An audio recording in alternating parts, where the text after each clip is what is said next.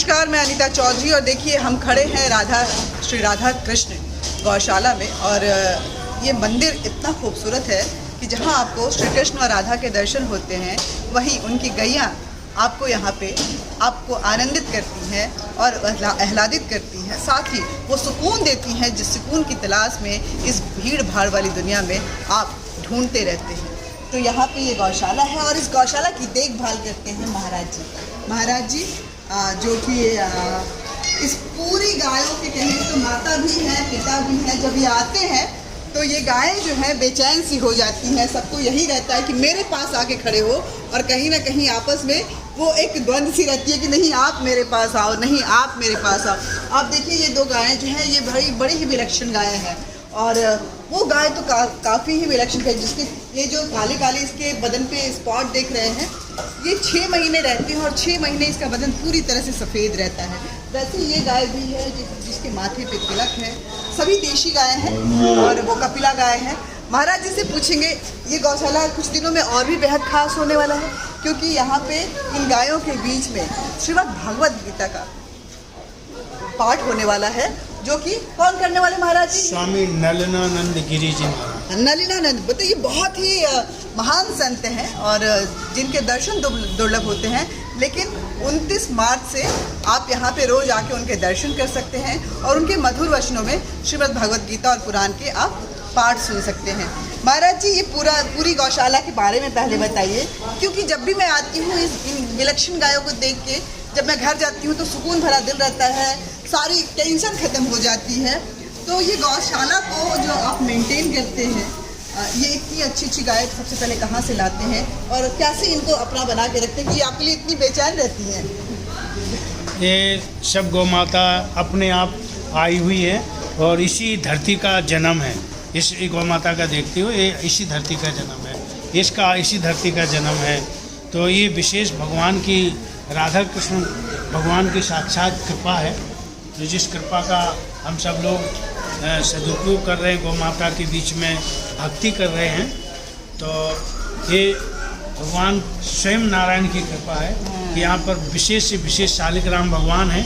ये इसके बदन पे शालिग्राम भगवान के ये चिन्ह दिखाई दे रहे हैं, जो जैसे भगवान 6 महीने सोते हैं, 6 महीने जागते हैं हमारी भारतीय संस्कृति में, तो उसी प्रकार से 6 महीने रहते हैं, 6 महीने अदृश्य हो जाते हैं। इसके बदन पे ये शालिग्राम के रूप में ये निशान जो है वो 6 महीने रहते हैं और 6 महीने अदृश्य हो जाते हैं। जैसे भगवान देव शयनी एकादशी आती है तो भगवान शयन कर जाते हैं। उस समय हमारे कोई भी पुण्य कार्य नहीं होते हैं, अनुष्ठान आदि नहीं। देखिए ये भारत की संस्कृति है, शायद लोगों को सुनने में विश्वास नहीं हो, लेकिन ये चमत्कार इस धरती पे ही होता है जब गायों के शरीर पे स्वयं नारायण विराजमान होते हैं और अपनी देव शयनी एकादशी और देव उठनी एकादशी के साथ ही ये विलुप्त भी होते हैं और दर्शन भी देते हैं।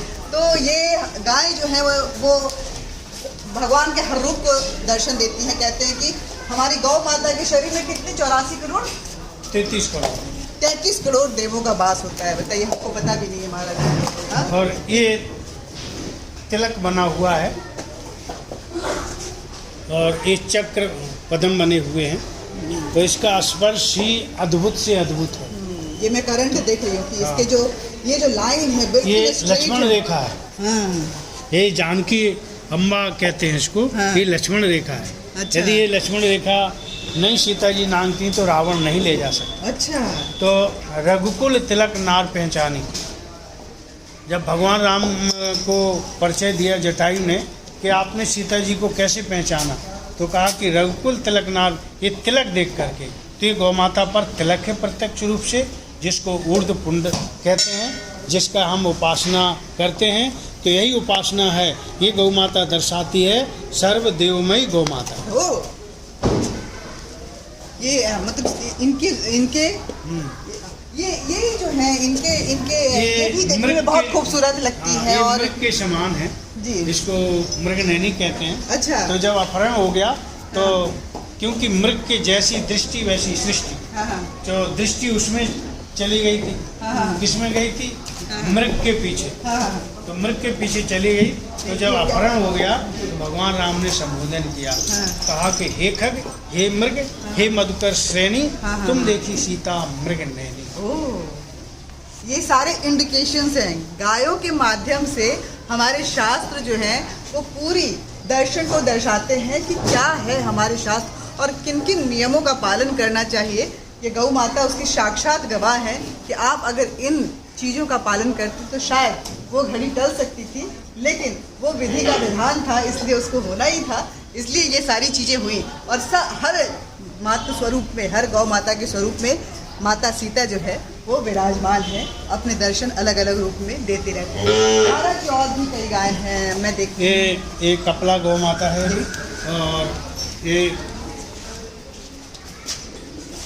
एक कृष्णा प्रिया है। अच्छा। जो काली है और मस्तक पे चंद्रमा है।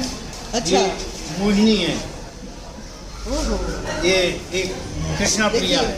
देखिए उनके मस्तक पे आप ये चंद्रमा के दर्शन जो हैं ये आप कर सकते हैं। पूरा शरीर काला है लेकिन ये मस्तक पे तिलक जो है, तिलक के समान जो देख रहा है वो चांद की निशानी है कि इसके चंद्र मस्तक जो है वो है। और ये कृष्ण प्रिया मानी जाती है। ये मोहिनी है। अच्छा, ये मोहिनी है। हाँ। ये भी कपिला स्वरूप है। ये मोहिनी स्वरूपा है। हाँ, हाँ। ये इनकी क्या विशेषता है महाराज? जिसके कान बहुत लंबे नजर आते हैं। कान ये गिरी नस्ल में है। अच्छा, तो गिर कान ये काले हैं, माउथ काला है, हाँ। थन काले हैं हाँ। और पूंछ सफेद है। अच्छा। हाँ, तो इसके खुर जो पीले होते हैं तो स्वर्ण कपला बोलते हैं। अच्छा, अच्छा। तो स्वर्ण कपला की बेटी है। अच्छा, स्वर्ण कपला है। ये कितना बादशाह दे रही है। जी जी जी। आपसे तो मैं देखती हूँ सारी गायों को बहुत लगाव है। आपके आते के साथ वो ऐसे विचलित हो जाती हैं कि बस आप हमारे पास ही बैठो। अच्छा महाराज जी, ये थोड़ी सी नाराज नजर आ रही है, ये थोड़े रोष वाली होती है। अभी वो प्रिय है, इसके लिए प्रिय चारा पड़ा हुआ है इसलिए। अच्छा, इसलिए। और ये देखिए वो स्वर्ण कपिला है। महाराज जी उधर भी बहुत सारी गायें हम देखते उधर हैं। भी दिखाते हैं आप। हाँ। नंदी महाराज है, आप देखिए तो लोग देख सकते हैं कितना विराट स्वरूप है इस नंदी महाराज का। बिल्कुल भोलेनाथ की सवारी देखिए, ऐसे ऐसे करते हुए भोलेनाथ जैसे ही नजर आ रहे हैं ये। अभी ये पूर्ण रूप से 3 वर्ष के हुए हैं। अच्छा, बस 3 वर्ष की है। अभी इनकी ज्यों उम्र पड़ेगी त्यों त्यों ये शरीर लेंगे हाँ। और अपना दृश्य जो हमारे पुराने नंदी थे उतने भारी भरकम होंगे। तो और ये हमारे आने पे खुश हो रहा है कि उनको भी प्यार कर लीजिए। करो। देखिए देखिए प्यार, महाराज जी का प्यार हर किसी को चाहिए, नंदी महाराज को भी चाहिए। देखिए ये स्वरूप आप देख के आप इमेजिन कर सकते हैं कि जब हम बात करते हैं बसहा बैल की, नंदी बैल की, तो हमारे पुराणों में भी जो दृश्य दिखाए जाते हैं, जो चित्र आते हैं, लगभग ऐसे ही होते हैं। और कितना वो देखने में विशाल लेकिन कितने भोले भाले नजर आ रहे हैं ये नंदी महाराज। मुझे तो थोड़ा डर लग रहा है लेकिन फिर भी मैं छू ले रही हूँ बहुत सीधे से। थैंक यू, आपने मुझे छूने दिया। अब हम उधर चलेंगे महाराज, उधर भी बहुत सारी गाय। ऐसा भी कहते हैं कि अगर भगवान शिव से अपनी कोई मनोकामना पूरी करनी हो तो नंदी जी के कान में बोल दीजिए। नंदी जी के कान में बोलने से भगवान शिव जो है वो ये आपके बहुत जल्दी उन तक आवाज पहुंचती है, क्योंकि नंदी जो है सबसे प्रिय है भगवान। जब शिव पार्वती एक साथ रहते हैं तो कोई भी नहीं रहता जब एक साथ बैठे होते, लेकिन नंदी वहाँ पे जरूर विराजमान रहते हैं। तो शिव और माता पार्वती से अपनी इच्छाएं पूरी करनी हो तो नंदी जी के कान में जरूर बोलिए। इनका साक्षात धर्म स्वरूप है, 4 पग हैं। हाँ, हाँ। जो हमारे धर्म के 4 स्वरूप हैं, तो इनको ही धर्म स्वरूप माना गया। अच्छा, हाँ। बताओ हमारे धर्म धर्म के स्वरूप है। अर्थ, धर्म, काम, मोक्ष, तो ऐसे ही इनके 4 पग हैं। अच्छा। लेकिन कलयुग में इनके 3 पग टूट चुके हैं धर्म की हानि के कारण। अच्छा। एक पग पे ही खड़ा है। अच्छा। तो पीड़ा पा रहा है। हाँ। इसी प्रकार से गौमाता जब पीड़ा पाती है हाँ। तब भगवान को जा करके प्रार्थना करती है कि धरती क्या पृथ्वी का स्वरूप है, और भगवान से कहती है, प्रार्थना करती है, तो सभी देवी देवता इकट्ठे होकर के तब भगवान से स्तुति करते हैं कि जय जय सुरनायक जन सुखदायक पंतपाल भगवंता। अच्छा। तो भगवान नारायण स्वरूप प्रकट होकर के कहते हैं कि मैं अनशन सहित मनुज अवतारा लय हूँ दिनकर वंश उदारा, आपका पृथ्वी का भार मैं कम करूँगा, ऐसा वचन देते हैं। ऐसी आकाशवाणी होती है, तब नारायण का स्वरूप आता है, तब भगवान राक्षसों का वध करते हैं तब राक्षसों का वध होने से पृथ्वी हल्की होती ओहो। है। अधर्म की नाश होती है नाश होता है तब और धर्म की विजयी होती है। जिसको कहते हैं धर्म क्षेत्र कुरुक्षेत्र संवेता युद्धोत्सव हैं, यतो धर्म ततो जया। देखिए हमारे जो शास्त्र हैं, हमारी जो संस्कृति है और हमारे जो पुराण हैं, हमारी जो धर्म ग्रंथ है, उनमें सभी चीज़ों का उल्लेख है और उसके साक्षात दर्शन आप इस कलयुग में भी कर सकते हैं। सिर्फ आपको अपने शास्त्रों का ज्ञान होना चाहिए, अपने धर्म के प्रति जो संस्कृति के प्रति जो निष्ठा है वो होनी चाहिए, उसकी जानकारी होनी चाहिए। उसका कोई भी ऐसी चीज़ नहीं है जो आपके समझ में नहीं है। आप समझिए कि हर चीज़ के माध्यम से आपको संदेश दिया जाता है। हम चल रहे हैं बहुत, ये आपने इसकी इलेक्शन ड्राइव देखी, सबसे ज़्यादा ये नंदी महाराज जो कि अभी बहुत थोड़ा गुस्से में नज़र आ रहे हैं कि प्यार नहीं बहुत मिला है, लेकिन हम उधर जाएंगे, उधर भी बहुत सारी गायें हैं जो इलेक्शन प्रजाति की हैं और अपने आप में बहुत महत्व रखती हैं। यही भगवान का ब्रह्मांड है। अच्छा, गौ में ये ब्रह्मांड है। देखिए ये कितना ऊंचा है, ये गौ माता ये है। सभी भारतीय गायों का होता है। अच्छा, हाँ, इसका 1.5 पग स्वर्णमय है हाँ, और 2.5 पग इसका काला है। अच्छा, प्राय करके सभी भारत में सभी गौ माताओं को काले होते हाँ, हाँ, हैं, जिसमें सभी उनका वास है। हाँ। और देखिए ये खुरों की बात कर रहे हैं। गाय के जो खुर होते हैं, पैर होते हैं, नीचे जो उनके खुर होते हैं वो प्रायः काले होते हैं, कुछ एक में सफ़ेद होते हैं, स्वर्ण की तरह होते हैं, लेकिन ये बिल्कुल ही विलक्षण है। इनके आधे पाँव जो हैं स्वर्ण खुर के हैं और आधे जो हैं वो काले हैं। इसकी क्या विशेषता है महाराज जी? ये एक इसकी भौहें सफ़ेद है, एक काली है। अच्छा, ये भी दिखाना चाहूँगी मैं आपको। ये देखिए चंद्रमा इसकी का भौं जो प्रतीक है, है, एक सफ़ेद, एक सूर्य का प्रतीक है हाँ, और मस्तक इसका एक पूरा है सफ़ेद है, इस अच्छा। चंद्रमा का। हाँ, एक भौं सफ़ेद है, एक भौं काली है। देखिए ये जो अद्भुत गुण जो पाए जाते हैं उसके सबके अपने अपने विस्तार हैं, अपनी अपने एक संदेश है। कपला ये कपिला है, काली कपिला है, कृष्ण कपिला है, हाँ? और वो बिल्कुल काली है। हाँ, ये अर्धनारीश्वर है। और इनके पूंछ भी बहुत लंबे, बहुत दुर्लभ प्रजाति की ये गायें हैं। आप दिन में इनकी स्फूर्ति देखिए। ओहो ओहो ओहो, यहाँ इस गौशाला में इन सभी गौ माता के बहुत सारे छोटे छोटे बछड़े हैं, बच्चे हैं, जिनके भी दर्शन हम आपको करवाएंगे और बताएंगे, दिखाएंगे कि ये बच्चे जो हैं वो अपने आप में कितना सुकून देते हैं। गौ माता के बीच में तो जाते हैं तो आपको एक एनर्जी आती ही है, पॉजिटिव एनर्जी, ऊर्जा आती है, लेकिन बच्चों के बीच में जब जाते हैं तो आपको खुद बचपन जो है उन बछड़ों के बीच में आपको लगेगा कि हम उन बच्चों के साथ बच्चे बन गए हैं, और वो भी कितने मस्त बच्चे होते हैं, कितने प्यारे कि आप जाएंगे तो आपसे लिपटने को तैयार है ना भैया? महाराज जी को भेजो। आजा।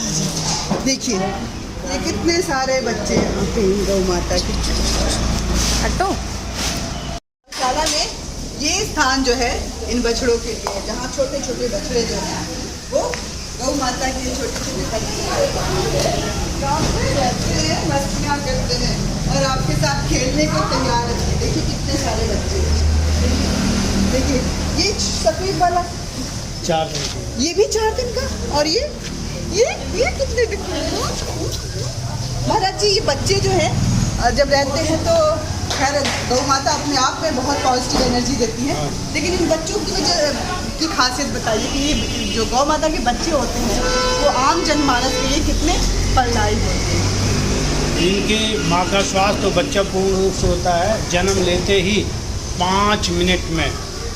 जैसे ही माँ दुलार देती है, जीभ लगाती है, जैसे भक्त प्रहलाद को नरसिंह भगवान ने लगाई, तो 5 मिनट में ही ये अच्छा उछल कूद करने लगते हैं। अच्छा ये गाय की विशेषता है। अच्छा। और अन्य किसी जीव में इतनी फुर्ती नहीं होती कि 5 मिनट में चैतन्यता आ जाए।